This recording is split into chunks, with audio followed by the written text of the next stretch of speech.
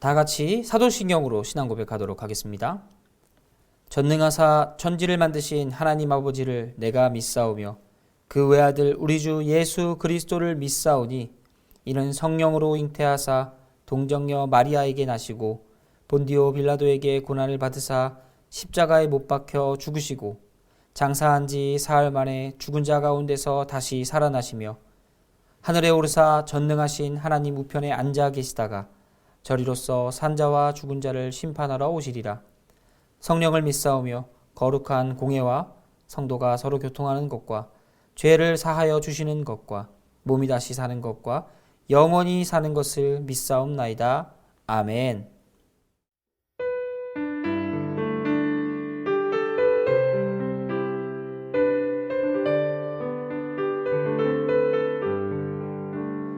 푸른 바다 나서니 뭐 어디든지 가오리다.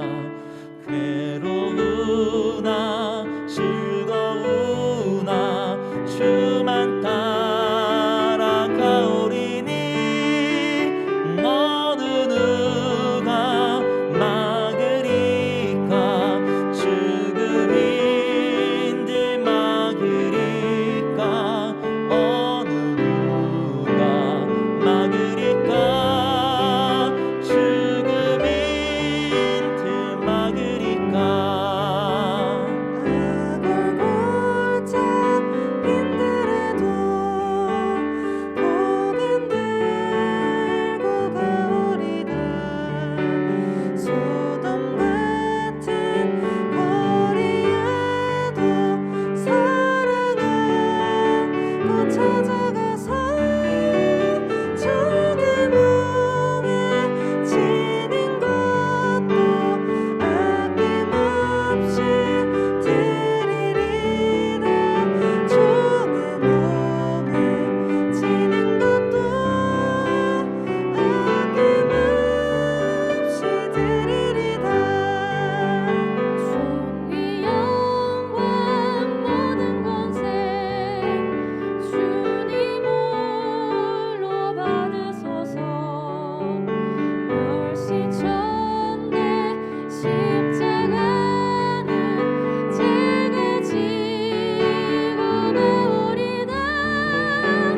이름 없이 빛도 없이 감사하며 섬기리라.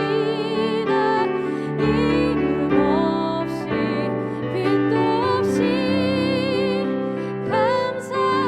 감사하며 섬기리다.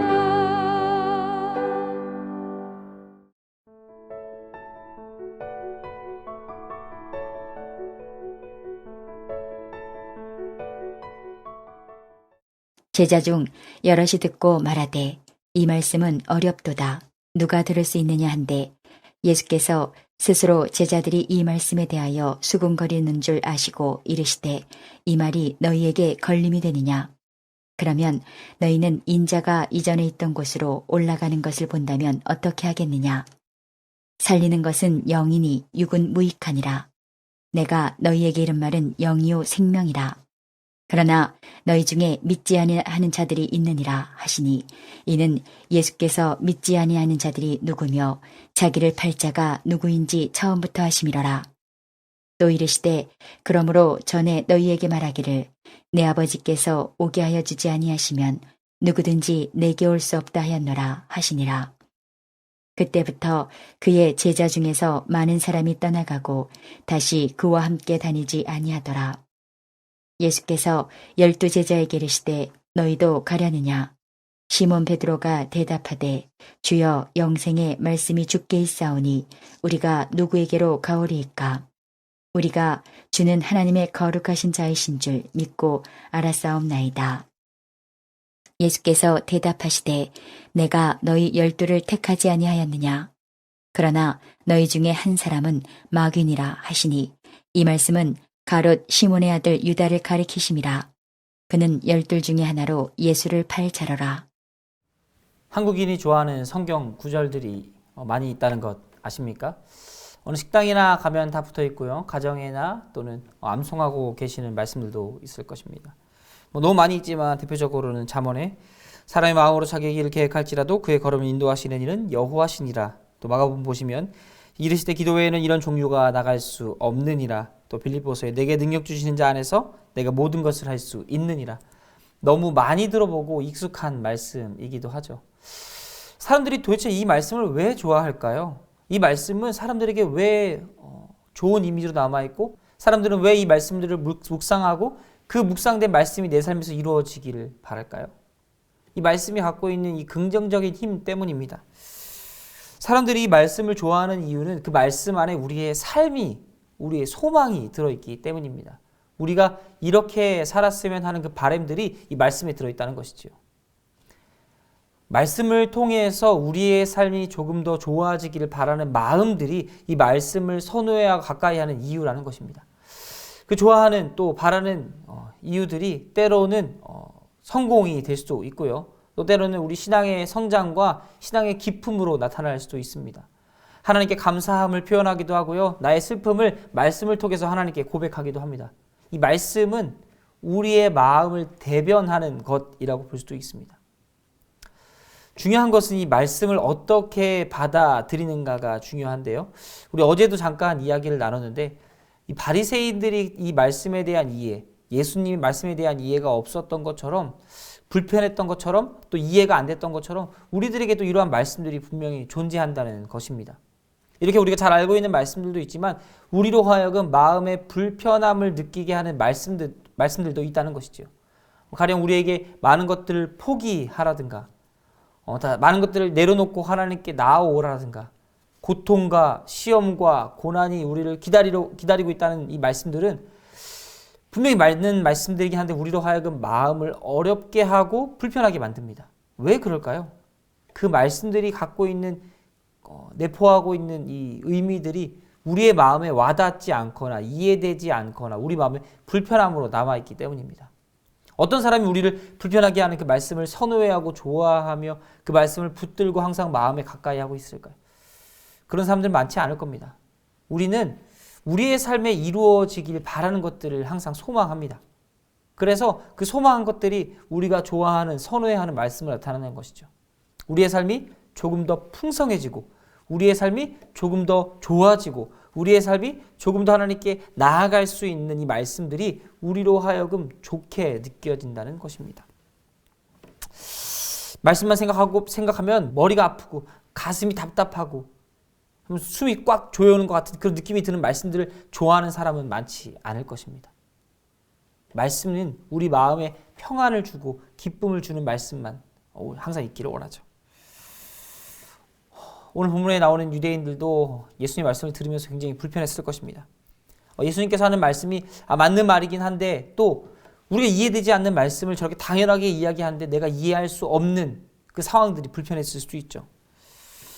갖고 있던 가치관 또는 경험과 지식과 충돌하면서 이 말씀이 받아들여지지 않을 수도 있습니다. 그래서 오늘 65절에 보시면 하나님의 선택에 해당되지 않는 사람들은 예수님께로 나올 수 없다고 예수님께서 말씀합니다. 이게 굉장히 사람들로 하여금 불편하게 만들었다는 것이죠. 여태까지 본인들이 했던 모든 신앙의 결과들은 의미 없고 다 하나님께서 하신 선택으로만 가능하다고 이야기하는 거죠. 당연한 이야기지만 불편하게 느껴질 수 있습니다. 그래서 66절에 이렇게 나와 있는데요. 그때부터 그의 제자 중에서 많은 사람이 떠나가고 다시 그와 함께 다니지 아니하더라. 예수님을 따라다니던 수많은 제자들이 있었는데 예수님께서 너네들이 하는 것보다 하나님께서 선택하시는 그것 외에는 아무 의미 없어 라는 이 한마디에 사람들은 떠나가게 됩니다. 불편해하고 어렵게 느껴집니다. 당시 많은 랍비들이 있었기 때문에 자신들에게 맞는 말씀들을 찾아갔을 수도 있고요. 그 말씀에 찔림이 있어서 또는 본인이 원하는 것이 아니었기 때문에 떠나는 사람도 있었을 것입니다. 사람들이 떠나간 후에 예수님께서 직접 부르신 12명에게도 동일하게 물어보십니다. 너희들도 가르느냐? 너희들도 저들과 같이 갈 것이냐라고 이렇게 물어보십니다. 그러자 예수님의 수제자였던 베드로가 대답합니다. 68절부터 69절까지인데요. 시몬 베드로가 대답하되 주여 영생의 말씀이 주께 있사오니 우리가 누구에게로 가오리이까? 우리가 주는 하나님의 거룩하신 자이신 줄 믿고 알았사옵나이다. 이 믿음의 고백이 베드로의 입을 통해서 나오게 됩니다. 베드로가 이런 생각을 항상 했을까요? 베드로라는 사람을 살펴보면 베드로의 입에서 이런 말이 나올 때마다 우리는 놀랄 수밖에 없습니다. 그의 행동이 이렇게 보여지지 않는데 베드로의 모습이 마치 많은 경험을 한 수많은 철학자, 또 신학을 연구한 신학 연구자처럼 말하고 있기 때문입니다. 그의 삶에서 이렇게 정말 믿음의 고백이 나올 수 있을까? 이런 믿음의 고백이 있을까 할 정도로 우리의 생각을 뛰어넘는 믿음의 고백이 나온다는 거죠. 베드로의 입을 통해서. 여기서 우리가 알 수 있듯이 베드로의 고백은 사실 베드로의 마음속에 있는 고백이기도 하지만 하나님께서 베드로의 입술에 넣어주신 고백이기도 합니다. 즉 베드로가 성령을 통해서 고백했다는 거죠. 그게 그의 영혼의 고백이라는 것입니다. 우리가 믿음의 안에 있을 때 이런 고백들이 가능합니다. 우리의 지식과 우리 경험에 둘러싸여 있다면 우리 절대 이런 고백을 할 수 없습니다. 습관적으로 하는 말들이나 어디서 들은 말들을 조합해서 마치 좋아 보이는 것처럼 거룩한 것처럼 이야기할 수는 있지만 진짜 영혼의 고백은 하나님께서 우리 영혼에 넣어주셔서 우리 입술을 통해서 하는 고백들이라는 거죠. 마치 베드로와 같이. 그렇다면 우리가 하나님 안에서 떠나지 않기 위해서 할 수 있는 게 무엇이 있을까요? 하나님의 선택. 이 선택만 있다면 우리가 모든 것 해결됩니다. 하나님께 선택하신 사람들은 무조건 구원받습니다. 이 말을 들으면 분명히 불편해할 만한 사람이 있다는 거죠. 우리가 하는 모든 것들이 의미가 없는데 도대체 그럼 우리가 신앙생활 왜 해야 됩니까? 라고 이야기하는 사람도 있을 수 있다는 것입니다. 그런데 이런 모습들에 우리가 갖고 있는 생각들을 깨주는 사람이 한 사람이 있습니다. 바로 구약 인물 다윗인데요. 다윗이 그의 아들이 죽었을 때 하나님께 고백하고 또 엎드려서 비는 모습들이 사무엘에서 나와 있습니다. 사무엘하 12장 22절 말씀인데요. 이르되 아이가 살았을 때 내가 금식하고 운 것은 혹시 여호와께서 나를 불쌍히 여기사 아이를 살려주실는지 누가 알까 생각함이거니와. 무슨 말입니까? 다윗의 지극히 인간적인 모습 아닙니까? 다윗의 모습을 볼 때마다 우리가 느끼는 것은 다윗이 철저하게 하나님 중심적으로 살았다는 것을 발견할 수 있습니다. 다윗은 혹시 하나님께서 나를 불쌍히 여기셔서 이 아이를 살려주지 않을까라는 그 기대감이 있었다는 거죠. 이게 우리 신앙생활의 본 모습이라는 것입니다. 신앙생활은 멋지고 찬란하고 폼나고 남들에게 자랑하기 좋은 이런 모습들이 아니라는 거죠. 실제로 우리가 신앙생활하는 모습은 철저히 하나님 앞에 엎드리고 하나님 앞에 무너진 모습을 내려놓으며 하나님께서 나를 불쌍히 여기기를 구하는 게 신앙생활이라는 겁니다. 물론 신앙생활 가운데 아름답고 은혜로운 모습도 있죠. 하지만 우리가 하나님 앞에 섰을 때 아름답고 은혜로운 모습이 아니라 철저히 하나님 앞에서 내려놓고 엎드리는 자세가 필요하다는 것입니다. 왜냐하면 우리의 구원은, 우리의 인생은 오직 하나님의 계획과 뜻에 달려있기 때문입니다. 때로는 우리의 삶이 무너질지라도 하나님께서 우리의 마음을 붙들어 주셔서 그 가운데 평온하게 하시고 하나님께서 이루어 가실 일들을 기대하게 하시는 것 같이 우리의 삶이 승승장구할 때 우리의 마음 가운데 하나님께서 좋은 마음을 허락하셔서 그 마음으로 다른 사람들을 베풀고 그 사람들을 돌봐주며 하나님 뜻을 인도하는 모습으로 하나님께서 빚어가시는 것처럼 우리의 삶은 어떤 상황에 놓여 있든지 하나님 뜻에 집중하면 하나님께서 무엇을 하실까, 어떻게 하실까 볼 수 있게 됩니다. 그 모습이 하나님께 철저히 엎드리고 간구하는 것이라는 겁니다. 사랑하는 성도 여러분, 우리의 삶은 그렇게 잘나지 않았습니다. 하지만 우리의 삶 가운데 하나님께서 오시면 그 어떤 인생보다도 잘난 인생이 될 수 있습니다. 우리에겐 이러한 믿음이 필요합니다. 하나님께서 우리를 선택하셨다는 그 확신이 있어야 된다는 거죠. 그 믿음이 있어야 한다는 것입니다. 그리고 그 믿음은 온전히 하나님으로부터 나옵니다. 하나님께서 우리에게 믿음을 선물하여 주셨기 때문에 우리가 믿을 수 있다는 것이지요. 하나님을 믿고 계십니까? 하나님께서 주신 그 믿음의 그 선물에 감사하시기 바랍니다. 그리고 그 선물을 통하여서 우리의 삶이 얼마나 풍성해지는지, 풍족해지는지 한번 경험해 보십시오. 그럴 때 진짜 주인, 하나님께서 우리를 통치하신다는 그 평화로운 마음이 우리를 지배하고 우리의 주변도 바꿔놓을 것입니다. 우리의 마음에 혹시 찔리는 말씀이 있으십니까? 걸림돌이 되는 말씀이 있으십니까? 그러면 그 말씀을 잠잠히 묵상해 보십시오. 왜 그 말씀이 두렵고 나를 힘들게 하고 답답하게 하는지, 하나님께서 그 말씀을 통해서 나에게 말씀하시고자 하는 게 무엇인지 한번 하나님께 구해 보십시오. 그러면 하나님께서 해답을 알려주시고 우리로 하여금 베드로와 같이 믿음의 고백을 하고 하나님 앞에 철저히 순종하는 모습으로 엎드려서 하나님의 자비를 구하는, 또 하나님께 그 자비를 얻는 귀한 하나님의 백성의 삶을 살 수 있을 것입니다. 오늘 하루도 말씀 안에서 하나님께서 주신 믿음으로 훌륭하게 서가시는 모든 성도님들이 되시길 간절히 소원합니다. 기도하겠습니다. 사랑의 하나님, 감사합니다. 하나님은 완전하십니다. 그리고 우리를 불러주셔서 완전함으로 인도하셨습니다. 우리가 그 완전함을 포기하지 않게 하시고 우리의 삶을 통하여서 이루실 그 하나님의 뜻을 매일매일 구하며 하나님 안에서 평화롭고 행복하고 풍성한 삶을 살 수 있도록 하나님께서 인도하여 주시옵소서.